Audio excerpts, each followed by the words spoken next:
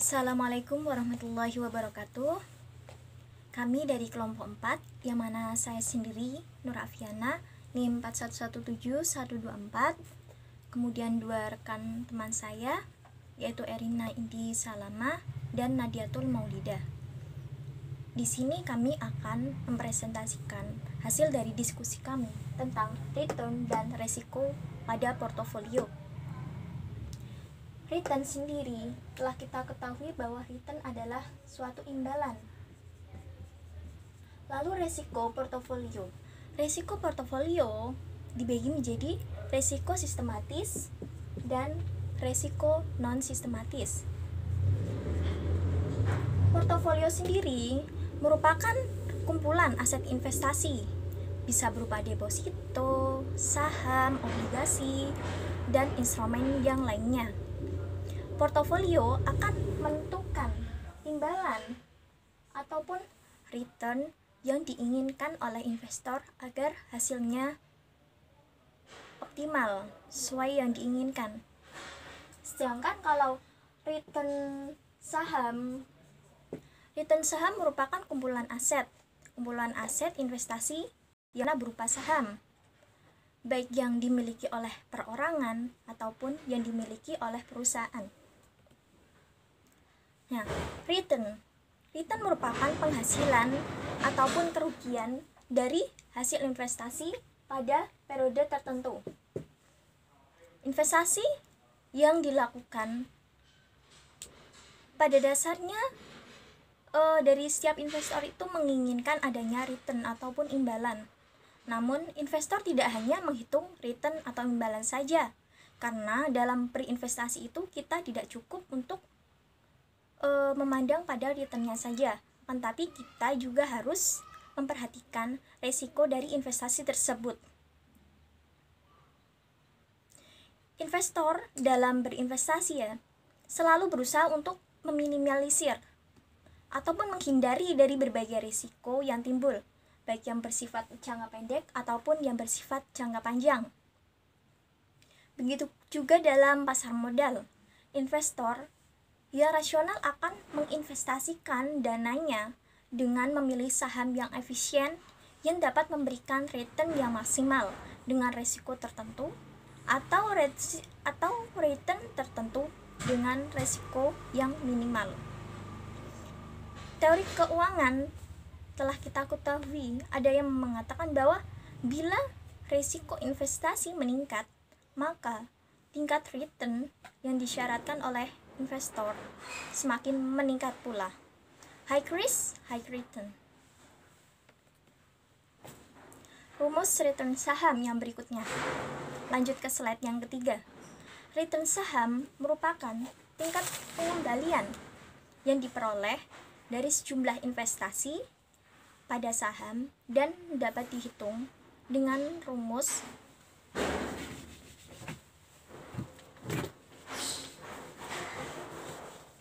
yang mana RI sama dengan PT dikurangi PT min 1 dibagi PT min 1. Kita ambil sebuah contoh. PT WSBP pada tanggal 20 September 2017 dengan kode sahamnya yaitu WSBP atau Waskita Beton Purchase, di mana harga saham pada saat pertama kali IPO yaitu pada awal sebesar harganya 490 per lembar. Adapun harga saham pada saat ini yaitu per 5 Juli 2019. Per 5 Juli 2019 dengan harga 356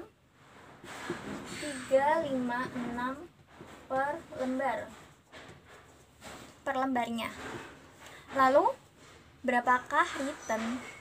Nah, return sendiri bisa kita hitung dengan rumus yang telah tertera tadi, yaitu return sama dengan harga pada periode T.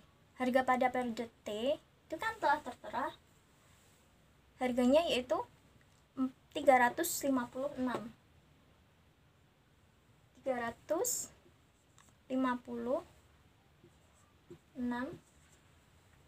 dikurangi 490.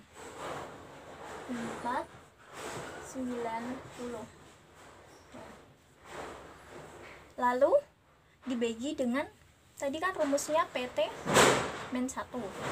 PT min 1 berarti sama dengan ini 490-nya.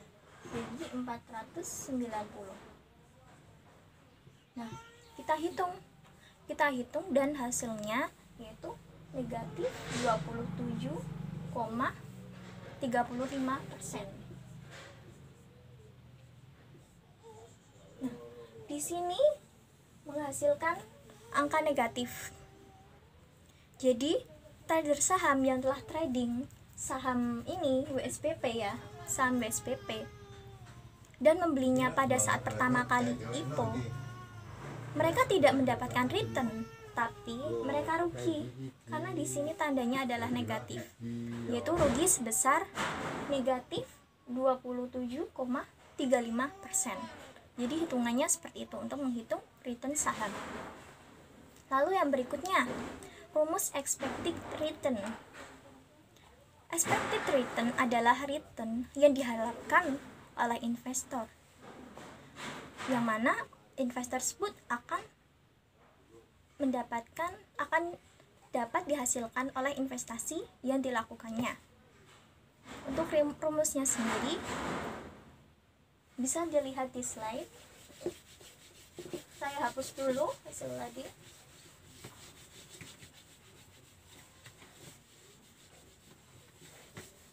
Rumus expected return. Expected return sama dengan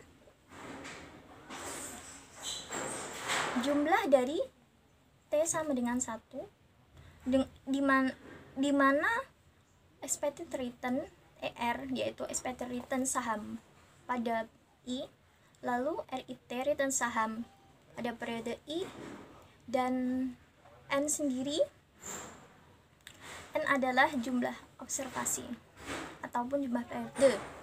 Nah, contoh ya, berikut ada contoh pengamatan dan return saham pada PT AALI. PT AALI.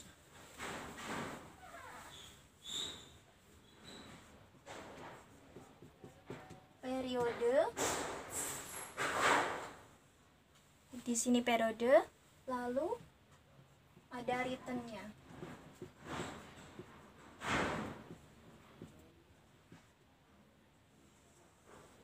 Periode 1, 2, 3, 4, 5. Periode 1 sampai dengan periode 5. Dengan returnnya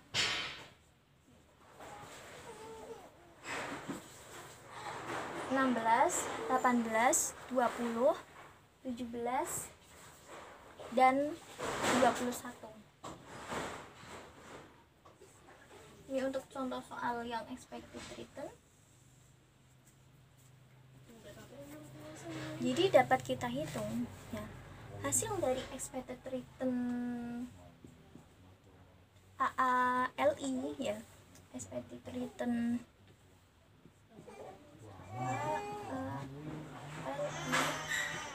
bawahnya aja. Nah, dengan returnnya ini berupa persentase ya, returnnya berupa persentase dijumlahkan keseluruhan sama dengan 16% ditambah 18% ditambah 20% ditambah 17% ditambah 21%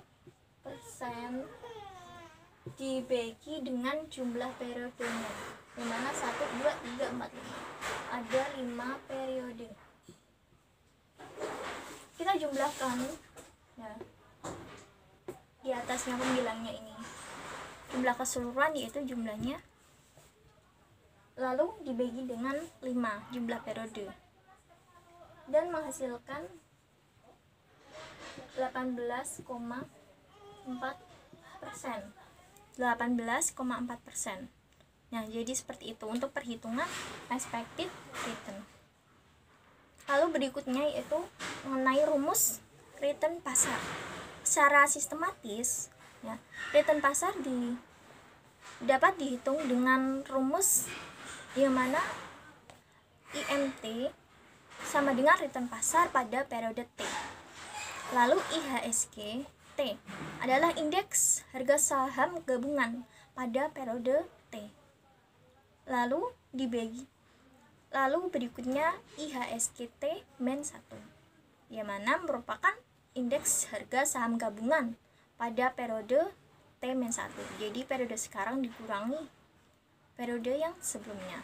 Untuk perhitungan return saham, untuk perhitungan return pasar ini, ya, rumusnya itu hampir sama.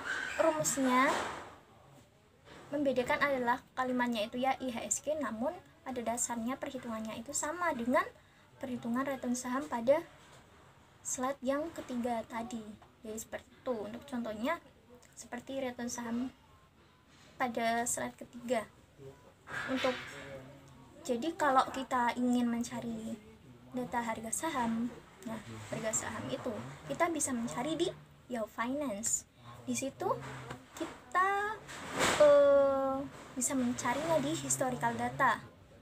Lalu kita isi tanggalnya berapa, lalu tanggal ya atau periode, lalu kode sahamnya, di situ ditulis semua, lalu kita apply. Nantinya akan muncul harga-harga saham sesuai dengan yang kita inginkan. Lalu kita download, kita import ke Excel. Jadi untuk perhitungan sendiri bisa menggunakan Excel seperti itu. Sekian dari saya. Untuk slide berikutnya akan dijelaskan oleh teman saya. Terima kasih.